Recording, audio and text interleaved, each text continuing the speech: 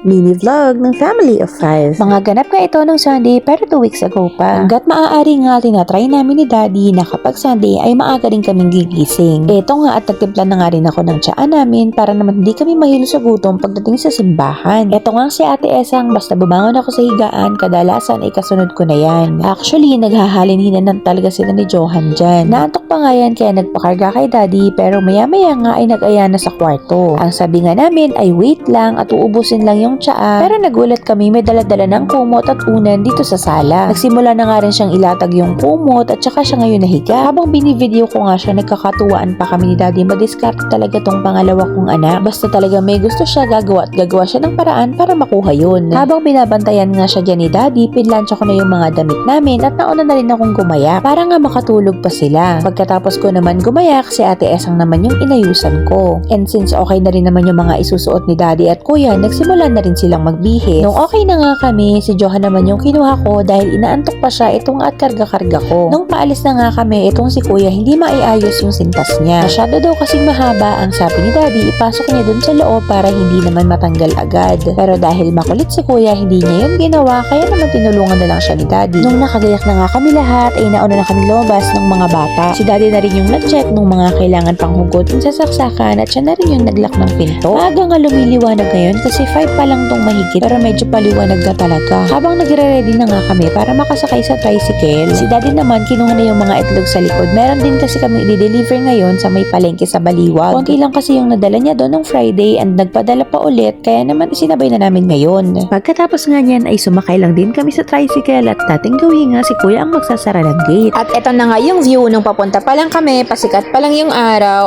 at yung mga establishments nga ay halos sarado pa lahat. Pagdating naman namin ng Baliwag ay dumiretso lang din kami sa may palengke kasi nga may i-deliver nga si Daddy doon na itlog. Saglit lang naman yon, inintay lang din niya yung bayad pati yung mga box tapos dumiretso na rin kami sa may simbahan. Saktong-sakto nga pagdating nga namin dito ay pasimula pa lang yung homily. At kung mapapansin nyo nga konti lang talaga yung tao kasi nga first mass pa lang to. Pagkatapos nga naming mangumunyon ay umuwi na rin kami para hindi kami masabay sa bugso ng tao. Nakatapos nga kami ng homily dyan, nakatagpos ng komunyon, pati na rin ang alay dahil walang topak yung dalawang maliit. Mas gusto nga namin na nagsisimba ng ganito kaaga kasi feeling namin mas productive yung araw namin kapag ganito namin nasimulan. Uwi na nga kami nito and ang balak namin maglugo pero sabi ko parang masarap yung mami. Ang binibilan nga namin ng mami yung malapit dun sa may police station. Doon kami pumunta kaya nga lang sarado pa kasi masyado pang maaga. Kaya naman ang ginawa namin dumiretso na kami doon sa may lying in. Nagpa-pap smear kasi ako 3 weeks ago na and ang sabi kasi doon balikan yung result after 3 weeks or 4 weeks. Dito nga sa lying in na to, dito ako nanganak din sa 3